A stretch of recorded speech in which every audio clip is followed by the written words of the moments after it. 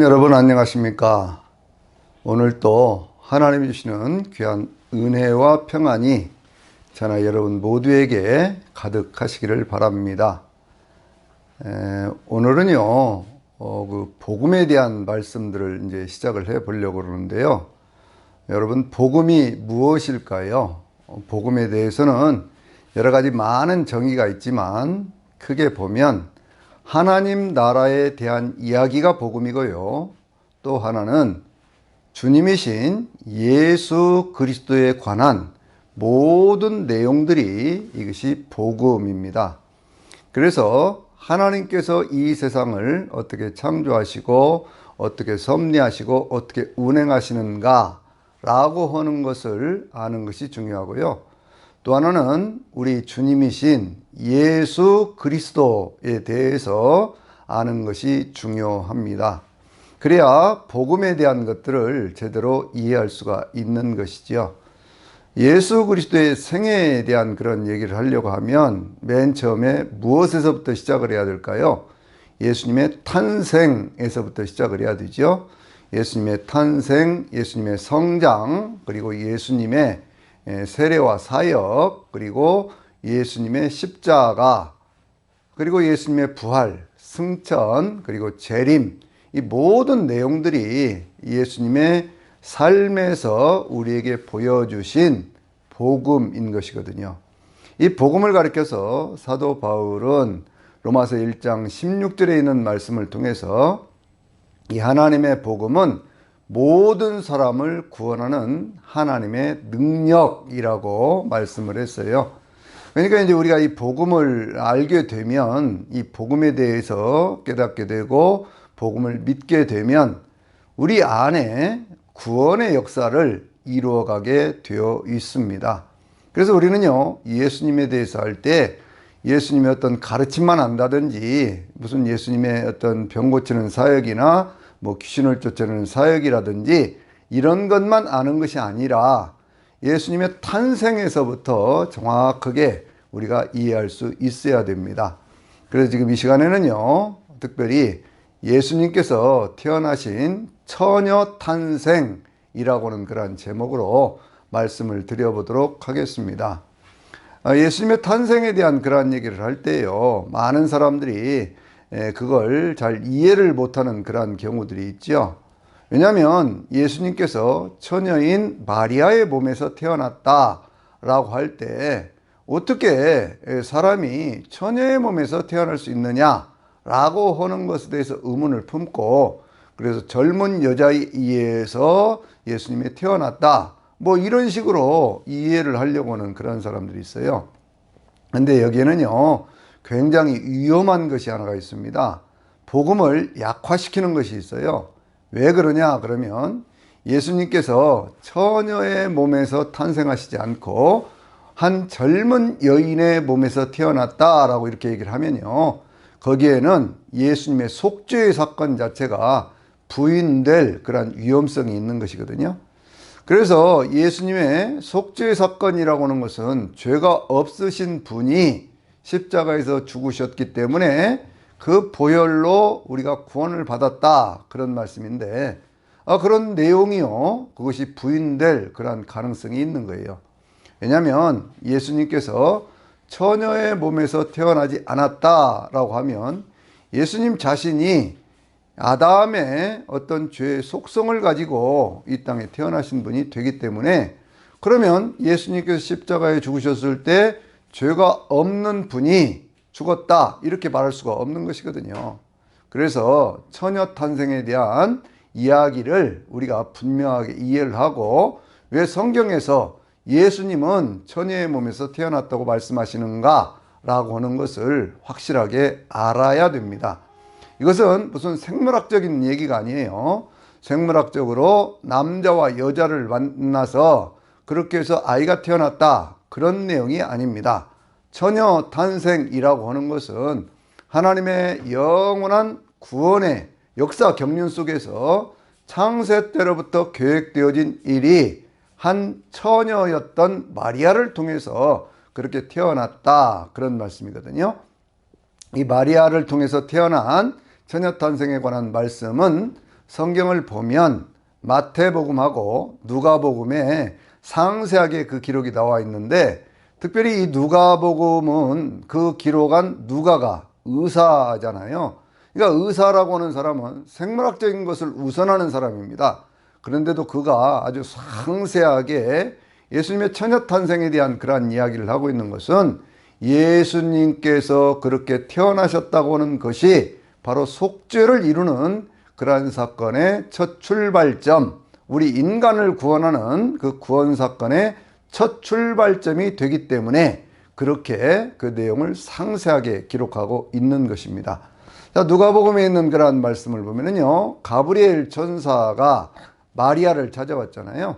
마리아를 찾아와서 그래서 은혜를 받은 자여 내가 평안할지어다 라고 인사를 합니다. 마리아가 깜짝 놀라서 이렇게 누가 왔는가 그랬더니 이 마리아에게 하는 얘기가요, 내가 이제 성령의 능력으로 잉태하여 아들을 낳게 될 것이다, 이렇게 얘기를 하지요.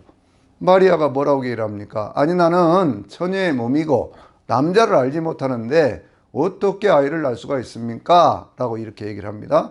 그러니까 가브리엘 천사장이 뭐라고 얘기를 합니까? 지극히 높으신 이의 능력이 너를 감싸리니 그렇게 해서 한 아이가 너에게서 태어날 것이고 그분의 이름을 예수라고 하라, 이렇게 얘기를 합니다. 그러니까 그때 마리아가 뭐라고 얘기를 하죠? 주의 계집종이오니 하나님의 말씀대로, 주의 말씀대로 내게 이루어지리이다, 이렇게 얘기를 합니다. 이게 잉태의 어떤 그런 과정을 얘기하고 있는 거예요. 그러한 잉태의 과정에 대해서 마태복음에서는 그냥 요셉에게 계시하는 내용으로 말씀을 하고 있지요. 마리아가 이렇게 정혼한 그런 약혼한 그런 상태였었는데 그 약혼한 상태에서 임신한 것을 이 요셉이 알았던 거예요. 그래서 요셉은 의로운 사람이어서 그것을 조용하게 해결하려고 했다, 가만히 끊고자 했다, 그렇게 얘기를 하잖아요. 그런데 성령께서 그 꿈에 주의 사자가 현몽에서 말씀을 하시기를 이 마리아가 잉태한 것은 성령으로 말미암아 된 것이니 그 여인을 맞이하라 라고 말씀할 때 이 요셉이 그 사실을 받아들이면서 그렇게 이 마리아가 결혼을 하게 되는 그러한 모습을 우리가 볼 수가 있습니다. 그러면서 이 예수님이 태어나기 때까지요, 전혀 어떤 동침하거나 하지 않는 순결한 처녀의 몸으로 그렇게 유지할 수 있도록 그렇게 했다, 그런 얘기죠. 근데 왜 처녀의 몸이라고 하는 것을 그렇게 성경이 강조를 하고 있을까요? 이것은 우리 인간의 속죄의 문제하고 깊이 관계가 되어 있는 것이거든요. 창세기 1장과 2장을 보면요, 하나님은 우리 인간들을 만드시면서 여러 가지 것들을 주셨어요. 첫째로 주셨던 것이 뭐냐 그러면 하나님께서 하나님의 형상과 모양대로 사람을 지으시고 그들에게 복을 주셨다, 그렇게 말씀을 했죠. 남자와 여자로 만드시되 그들에게 복을 주시면서 생육하고 번성하라, 땅에 충만하라, 땅에 있는 모든 것들을 다스리라, 이렇게 말씀을 하셨어요.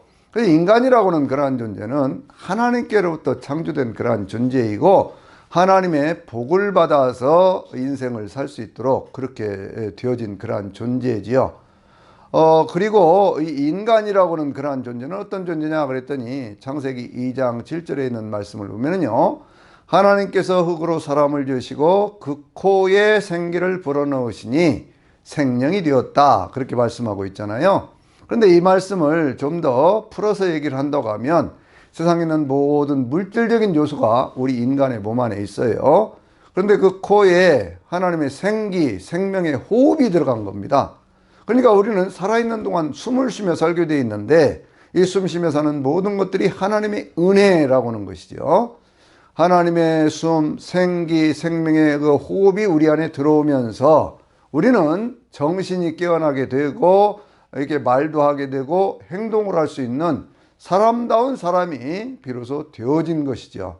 하나님의 생기가 들어와서 살아있는 인간이 되었다 라고 하는 이 자체가요, 하나님의 축복으로 시작된 일입니다.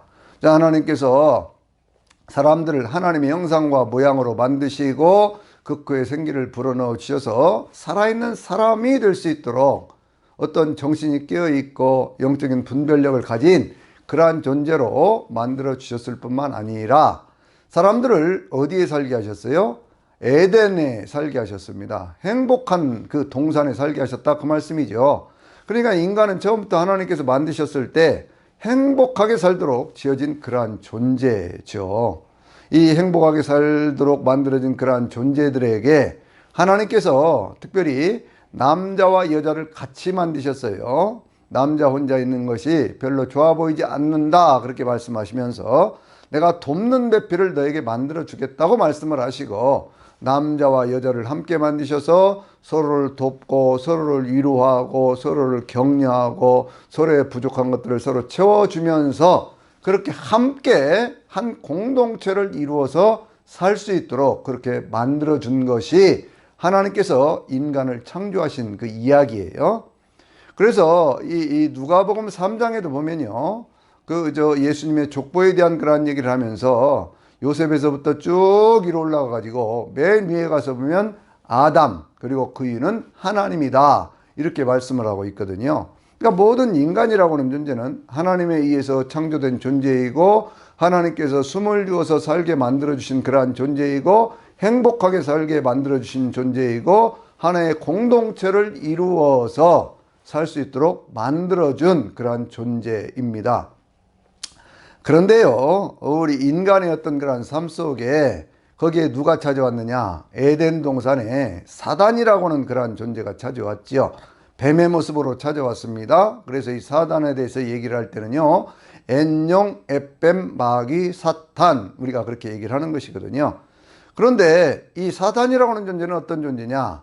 하나님의 창조물이었던 천사장 가운데 하나가 스스로 교만해져서 타락하고 하나님을 대적하는 그러한 존재가 되었던 거예요. 하나님의 영광에 참여하지 못하는 그러한 존재가 되어지니까 하나님의 형상대로 지음받은 인간이라고 하는 그러한 존재들을 죄를 짓도록 유혹을 합니다. 그 이야기가 창세기 3장에 나오는 선악을 알게 하는 나무의 열매를 따먹게 했다, 그런 얘기죠. 그러니까 죄라고 하는 것은요, 이것을 우리가 죄라고 얘기를 하는데, 이 죄라고 하는 것은 사단의 유혹에 넘어가서 하나님의 말씀을 어기고 하나님의 뜻을 어기고 그러면서 자기들 마음대로 되고자 했던 인간의 교만, 인간의 어떤 그런 불순종, 이런 것들이 바로 죄의 시작이라고 하는 거예요. 죄라고 하는 것은 어떤 문제를 일으키느냐 그러면 하나님과의 관계를 파괴를 합니다. 하나님과의 정상적인 관계에서 살면 인간이라는 존재는요, 행복하게 살 수 있는 그러한 존재인데, 그런데 행복하게 살 수 있는 인간이 죄를 짓게 됨으로 해서 하나님과의 관계가 깨어지게 되고, 그리고 어떤 인간관계가 파괴되고, 그리고 세상 가운데 어떤 저주가 찾아오는 그러한 것들이 창세기 3장에서 나오는 그러한 말씀이잖아요. 그것이 대표적으로 성경이 말씀하고 있는 것이 뭡니까? 죄값은 사망이다 라고 얘기를 하는 거예요. 인간의 삶에 이 죄의 문제가 들어오기 시작하면서 하나님과의 관계가 깨지기 시작하면서 인간의 삶 속에는요, 죄와 고통과 저주와 죽음과 같은 그러한 문제들이 들어오기 시작한 거예요. 그래서 이 문제에 대해서 하나님께서 인간들을 찾아오시면서 그 문제에 대한 해답을 주신 것이 창세기 3장 15절에 있는 여자의 후손에 대한 약속이죠. 여자의 후손이라고 하는 말은, 그것은 아담의 죄성을 유전적으로 받지 않고 혈통적으로 받지 않은 그러한 상태에서 하나님께서 약속하신 구원자가 오신다라고 하는 것이거든요. 그래서 여자의 후손인 그 여자의 후손이 뱀의 머리를 밟을 것이고, 그 뱀은 그 여자의 후손의 발 뒤꿈치를 밟을 것이다, 그러한 이야기를 하고 있는 것입니다. 이것을 우리가요, 여자의 후손, 그 이야기를 우리는 원시복음, 성경에서 처음 하나님께서 인간의 구원에 대해서 말씀하신 내용이다, 이렇게 우리가 얘기를 하고 있는 것이거든요. 그 여자의 후손에 대한 그러한 예언이요, 어디로 이어져 가느냐 그러면 대표적인 본문이 어디에 있습니까? 그것이 이사야 7장 14절에 있거든요. 거기에 뭐라고 얘기를 했습니까? 처녀가 잉태하여 아들을 낳으리니 그 이름을 임마누엘이라 하리라, 그렇게 말씀했거든요. 이 말씀이 다시 마태복음 1장에 와서 보면요, 21절 23절에 있는 말씀 가운데 똑같은 내용을 인용하고 있는 것을 볼 수가 있죠. 처녀가 잉태하여 아들을 낳으리니 그 이름을 임마누엘이라 하리라, 이렇게 말씀을 하고 있거든요. 처녀 탄생에 대한 이야기는 아담의 죄성을 이어받지 않은 그러한 분이 이 땅에 오셔서 인간의 어떤 죄 문제를 해결하고 인간을 구원할 수 있는 그 길을 열어주신다, 그 말씀입니다. 그래서 속죄에 대한 그런 얘기를 하면서요, 특별히 히브리서 그 9장 11절과 12절에 있는 말씀 가운데 어떤 말씀이 있냐면, 예수님에 대해서 얘기를 할 때 이 창조에 속하지 않은 더 크고 온전한 장막으로 라고 말씀하고 있거든요. 그러니까 예수님의 이거 육체에 대한 어떤 그런 얘기를 할 때 이 창조의 어떤 그런 원리, 남자와 여자가 만나서 한 아이를 출생하게 된다라고 하는 그러한 원리가 아니라는 거예요. 예수님은 이 창조에 속하지 않은 그러한 육체를 가진 분이다, 그예요. 왜? 성령에 의해서 잉태되신 분이기 때문에 그렇습니다. 그래서 예수님의 속죄에 대한 얘기를 할 때도요, 그것이 구약시대에는 매년 대속죄일이 되면 양을 잡아서 그 지성소에 들어가서 대제사장이 피를 뿌림으로 해서 해마다 그와 같은 제사를 통해서 죄 문제를 해결할 수 있도록 이렇게 했었지요. 그런데 성경은 뭐라고 말씀하냐면요, 예수님의 그 속죄의 사건에 대한 얘기를 할 때에 9장 12절에서 뭐라고 말씀하고 있습니까? 양이라든지 염소의 피로 하지 아니하시고 자기 몸을 들여서 자기의 피로 단번에 영원한 속죄를 이루셨다, 그렇게 말씀하고 있거든요. 그러니까 이와 같은 어떤 그런 속죄를 이루시기 위해서는 예수님 자신이 죄가 없는 그러한 분이어야 돼요. 왜 죄 없는 그 예수 그리스도에 대해서 얘기를 할 때에 이 마태복음 1장 16절에서는 뭐라고 얘기를 하냐면 이렇게 얘기를 하고 있잖아요. 이 마리아에게서 그리스도라고 하는 예수가 태어나셨다라고 말씀하고 있거든요. 예수, 그리스도 같이 얘기를 합니다. 그러면 예수라고 하는 그런 이름의 뜻은 뭐냐 그랬더니 1장 16절에 있는 말씀 보면 그 이름을 예수라 하라. 그는 자기 백성들을 그들의 죄에서부터 구원할 자임이니라, 이렇게 말씀하고 있거든요. 뭐에서부터요? 죄에서부터요. 그러니까 인간이 삶의 어떤 그런 고통을 느끼게 되고 어떤 삶의 어떤 한계 속에서 그 속에서 어떤 그런 죽음까지를 맞이하게 되는 것은 무엇 때문이라는 거예요? 죄의 문제라는 거예요. 그래서 우리가 이 죄라고 하는 것이 뭐냐라고 얘기를 할 때 우리가 크게 보면 세 가지인데, 하나는 하나님과의 관계가 끊어져 버린 거예요. 하나님과의 관계가 끊어져 버린 그것을 우리는 원죄, 그렇게 얘기를 하지요. 그 다음에 우리가 성품으로 짓는 죄가 있습니다. 마음으로부터 짓는 죄도 있지요. 그런가 하면 행동으로 짓는 그러한 죄도 있습니다. 이러한 죄들을 가리켜서 우리가 뭐라고 얘기를 해요? 자범죄, 그렇게 얘기를 하는 거예요. 그런데 이 모든 죄의 문제에 대한 해답이 어디에 있느냐, 그거예요. 인간이 스스로 어떤 행위를 통해서 이 죄의 문제를 해결할 수 있느냐, 그거예요. 해결할 수 없다는 겁니다. 그러면 그걸 누가 해결을 해줘야 되느냐? 죄가 없으신 분이, 죄값은 사망이기 때문에 죄가 없으신 분이 그 죄의 문제를 해결하기 위해서 죽어야 되고, 그리고 그 죽으신 예수 그리스도의 그 어떤 그런 보혈을 통해서 사람들이 구원을 받는다라고 하는 것이 전제가 되어져야 된다고 그거예요. 그러니까 여러분들 이 처녀탄생이라고 하는 것이 분명하게 다시 한번 제가 말씀을 드리지만 이건 어떤 생물학적인 그런 얘기가 아니에요. 인간을 구원하시려고 하는 아담 때로부터 하나님께서 약속하셨던 그 이야기가 적어도 이 마리아라고 하는 때가 차서 여자의 몸에서 태어나게 하셨다. 바울은 갈라디아서 4장 4절에서 그렇게 말씀을 하고 있거든요. 그러니까 그렇게 하나님께서 때가 참에 그렇게 하셨는데 그 예수님이 누구냐 그렇게 물었을 때 그 예수님은 자기 백성을 저들의 죄에서부터 구원하실 분이다, 그 얘기예요.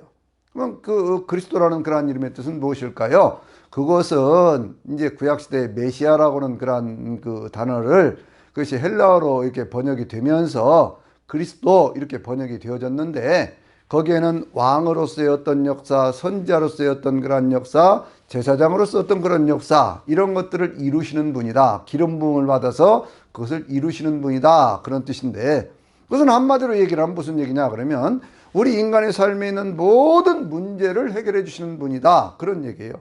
그러니까 예수 그리스도입니다. 예수님이 그리스도지, 구세주지, 예수님 아닌 다른 사람들에 의해서 그 어떤 죄 문제나 인생에 있는 어떤 문제들을 해결받을 수 없다라고 하는 것이 성경이 우리에게 가르쳐 주는 구원의 가장 기본적인 진리인 거예요. 예수님에 대해서 얘기를 할 때, 처음 출생에 대해서 얘기를 할 때도 마태복음에서는 또 이렇게 얘기를 하지요. 태초에 말씀이 계셨는데 그 말씀이 곧 하나님과 함께 계셨고 그 말씀이 하나님이신데 그 말씀이 육신이 되어 우리 가운데 오셨는데 우리가 그 영광을 보니 아버지의 독생자의 영광이요 은혜와 진리가 충만하더라, 이렇게 말씀하고 있잖아요. 그러니까 예수 그리스도는 단순히 어떤 생물학적인 그런 걸로 해서 태어나신 분도 아니고, 우리가 사도신경에서 신앙을 고백하고 있는 것처럼 성령으로 잉태하사 동정녀 마리아에게서 태어나신 분이에요. 이 문제가 무엇 때문에 그런다고요? 속죄와 관련이 되어 있다고 해요. 그래서 예수님에 대한 얘기를 하면서 히브리서 1장 3절에 있는 그런 말씀을 보면 예수님은 하나님의 영광의 광채요 하나님의 형상의 본체다, 그렇게까지 또 이야기를 하는 것을 볼 수가 있어요. 그러니까 예수님이 누구냐라고는 그 부분에 대한 것들을 우리는 분명히 알아야 됩니다. 예수님께서 나중에 어떤 십자가를 지고 죽으시고 부활하신 다음에 주님이 되신 것도 아니고, 그 주님이 되셔서 그리스도가 되신 것이 아니라 처음부터 예수님은 이 땅에 오실 때 하나님 자신이 우리 인간의 어떤 그런 몸을 가지고 오셔서 그래서 인간의 죄의 문제를 스스로 해결하신 바로 그 일을 위해서 처녀의 몸에서 이렇게 잉태하셔서 태어나신 분이다 그게요. 그래서 고린도전서 15장을 보면 첫사람 아담은 생명이 되었지만 마지막 아담인 예수는 우리를 살려주는 영이 되었다, 이렇게 말씀을 하고 있는 거거든요. 생명을 주시는 영이다, 그런 말씀이거든요. 그러니까 예수님의 처녀 탄생이 아니라면 그것은 그와 같은 역사를 우리가 말할 수가 없는 거예요. 속죄의 사건을 말할 수가 없는 겁니다. 속죄의 사건을 분명하게 얘기를 하려고 하면, 속죄라고 하는 것은 다른 말로 얘기하면 값을 치루었다, 죄값을 치루었다, 그런 말씀인데요.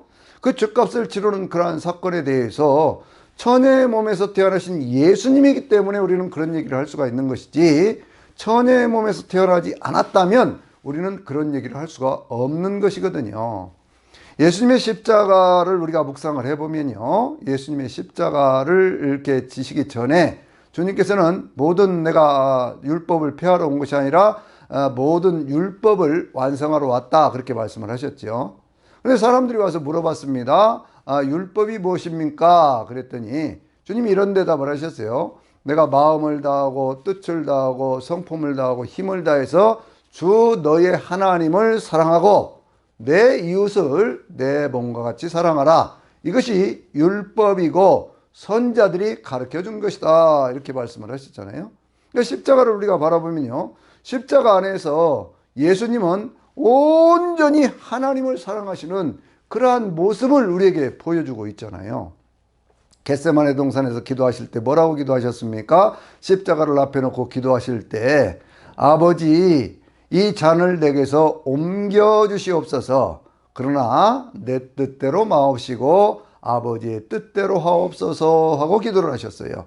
온전히 하나님의 뜻에 순종하는 첫사람 아담과 하와는 자기들의 욕심에 이끌려 가지고 그렇게 해서 육신의 정욕, 안목의 정욕, 이생의 자랑, 이런 것들에 이끌려 가지고 하나님이 금하셨던 선악과를 따먹음으로 해서 하나님과 관계를 멀어져 버리는 그런 죄를 지었지만, 예수님께서는요 그것을 온전히 순종하시는 그러한 모습을 보여주었습니다. 십자가에 죽으시는 것, 그것이 하나님의 뜻이라면 나는 온전히 아버지 하나님을 사랑하는 그 마음 가지고 십자가에서 죽겠습니다, 이렇게 하신 거잖아요. 예수님께서는 십자가에서 죽으시면서 하나님의 뜻을 온전히 순종하시는, 하나님을 사랑하는 바로 그 마음, 마음을 다하고 뜻을 다하고 성품을 다하고 힘을 다해서 하나님을 사랑하는 바로 그 현장이 바로 그것이 십자가의 현장이에요.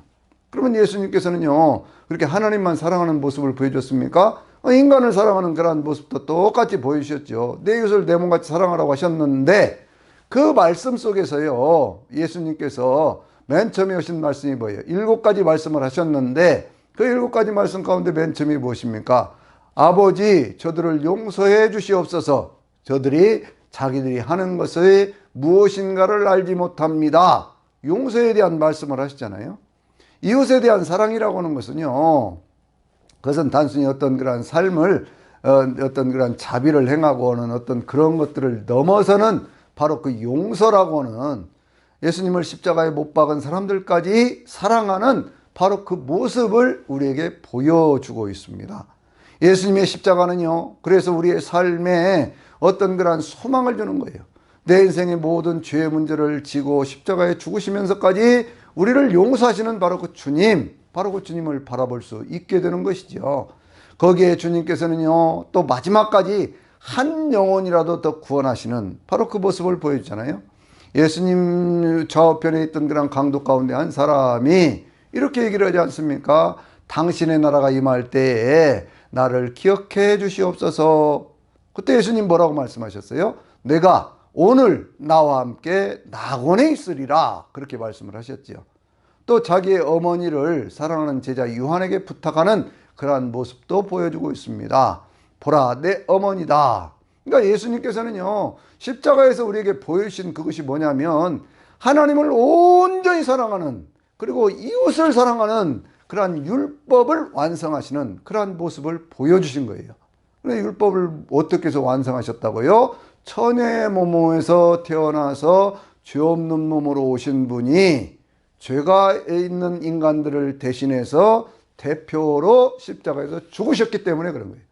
우리가 이 십자가의 어떤 구원의 사건에 대해서 얘기를 할 때, 이 구원의 사건은 단번에 영원한 속죄를 이룬 것이다, 그렇게 얘기를 하지요. 근데 영원이라고 하는 걸 사람들이 자꾸 오해하는 경우가 있어요. 그것이 내가 과거에 지었던 죄, 오늘 지은 죄, 내일에 지은 죄까지 그것을 다 주님께서 십자가에 용서하셨다, 그런 식으로 얘기를 해서 어떤 사람들은 뭐라고까지 얘기를 하냐면, 특별히 구원파에 속한 그러한 사람들은요, 미래의 죄까지 다 용서를 받았기 때문에 우리가 다시 회개할 필요가 없다, 그렇게 이야기하는 사람이 있어요. 이것은 성경을 대표적으로 곡해하는 것입니다. 성경에서 말씀하고 있는 영원한 속죄라는 것은 뭐냐 그러면, 2000년 전에 십자가에서 죽으신 예수님의 그 보혈의 능력이, 예수님께서 그때 행하셨던 바로 그 십자가의 사건이, 그 보혈의 능력이 오늘날까지 2000년이 지난 지금까지 세계 어디에 있는 사람들에게든지 그 능력이 그대로 나타나서 예수 그리스도를 영접하는 사람들, 하나님의 자녀가 되는 사람들에게는 하나님과의 관계를 새롭게 해서 죄사함 받고 하나님의 자녀가 되는 그러한 역사를 그대로 이루어 주신다, 그런 얘기. 십자가의 보혈의 능력이라고 하는 것은요, 우리에게 많은 일들을 할 수 있게 해주지요. 하나님의 자녀의 권세를 회복했기 때문에 우리가 하나님 앞에 기도하면 응답받는 그러한 역사도 나타나게 되고, 또 성령께서 늘 우리의 삶에 함께 동행하시면서 우리의 삶을 이끌어 가시기도 하고요. 우리는 예수 그리스도의 보혈에 힘입어서 사단을 이기게 되고 죽음을 넘어서게 되고, 그리고 영원한 천국에 들어갈 수 있는 그 길도 열려지게 되어진 것이거든요. 그것은 구약 시대에 짐승을 잡아서 드리는 피로는 되는 것이 아닙니다. 그 여력은 단순히 한 1년 정도 그렇게 있는 것이기 때문에 해마다 반복하는 거예요. 예수 그리스도의 십자가를 통해서 구원받은 우리 하나님의 백성들은 그와 같은 일들을 반복할 필요가 없습니다. 그래서 히브리서 10장에 있는 그런 말씀을 보면요, 죄 문제를 해결하기 위해서 다른 제사를 또 드릴 필요가 없다, 이렇게 선언하고 있는 거예요. 여러분, 이것을 오해하면 안 됩니다. 이것은 예수 그리스도를 통해서 완전한 어떤 속죄를 이루었다고 하는 것이지, 그것이 오늘날까지 그 능력을 그대로 하나님의 아들의 피로 인해서 그와 같은 역사가 나타난다고 하는 것이지, 죄를 회개할 필요가 없다, 그런 얘기는 아니에요. 우리는 일상적으로 살면서 하나님과의 관계가 다 회복이 되어졌어도 여전히 육체를 가지고 사는 그러한 인간이기 때문에 어떤 그러한 그 삶의 많은 순간들에 마음의 어떤 그런 번민, 고통도 느끼게 되고 육신적인 어떤 필요 때문에 하나님의 뜻을 어기고 살 때도 있어요. 그럴 때마다 마치 예수님께서 발을 씻어줬던 것처럼, 제자들의 발을 씻어줬던 것처럼 바로 우리는 날마다의 생활 속에서 죄를 회개하는 그러한 일들이 있어져야 되는 거예요. 그래서 우리가 성령의 열매를 맺어가면서 하나님의 자녀로서 그렇게 살아가면서 세상을 떠나게 되면 그때 주님께서 우리를 영원한 천국으로 인도하시는 바로 그 천국에 함께 들어가게 되는 것이죠. 그런데 이 모든 것들의 출발점은 어디에 있다고요? 바로 그것이 예수 그리스도께서 처녀의 몸에서 태어나셨기 때문에, 죄가 없는 몸이고 이 창조에 속하지 않은 몸이기 때문에 그 몸으로 십자가를 지시고 거기서 보혈을 흘려주셨기 때문에, 그가 찔림은 우리의 허물을 인하며 그가 상함은 우리의 죄악을 인함이라 라고 말씀하신 그 은혜 속에서 우리는 십자가의 은혜를 누리게 되는 것이죠. 그래서요, 그 십자가의 은혜에 대한 그러한 말씀을 하면서 이 바울 사도가요, 아니 베드로 사도가 베드로전서 2장 24절에서는 뭐라고 말씀을 하냐면, 주님께서 나무에 달려서 죽으심으로 저주를 받았던 그러한 모습을 가졌기 때문에 우리는 죄에 대해 죽고 의에 대해서 살게 되었다. 주께서 채찍에 맞음으로 우리는 나음을 입게 되었다. 이렇게 선언하고 있는 거예요. 여러분, 저나 여러분은 그래서 항상 첫 출발점, 예수님이 누구냐라고 얘기를 할 때, 예수님은 처녀의 몸에서, 동정녀 마리아의 몸에서 천지를 창조하신 하나님의 능력으로 잉태되시고 그리고 태어나신 분이다 라고 하는 것을 확실하고도 분명하게 믿어야 됩니다. 여러분, 이것이 흐트러지면요, 사람들이 예수님을 어떻게 생각을 하느냐 그러면 어떤 윤리 도덕을 가르쳐 주신 분, 뭐 위대한 성인 가운데 한 분, 그러다 보니까 사람들이 어디까지 그 얘기를 하냐면요, 예수님이 죽었다라고 하는 것은 인정을 하지만 부활에 대한 얘기도 인정하지 않는, 교회 안에, 기독교 안에 이상한 그러한 이단의 어떤 그런 가르침을 가지고 들어오는 자들이 있어요. 아니에요. 첫 출발점부터 분명해야 됩니다. 복음의 첫 출발점은요, 처녀 탄생이에요. 예수님께서 처녀의 몸에 탄생하셨다. 이분은 바로 그 어떤 여자의 후손으로 약속된 그러한 분이고, 구약시대에 이사야가 약속했던 그러한 분이고, 그리고 이 마리아를 통해서 이렇게 하신 분이고, 그래서 그 예수님께서는 영원한 임마누엘이 되시는 우리의 하나님이시다. 이것을 분명하게 해야 됩니다. 여러분, 처녀 탄생에 대해서 확실한 믿음을 가지고 그렇게 예수님 앞에 그 은혜를 함께 누릴 수 있는 저나 여러분이 되시기를 바랍니다. 아멘.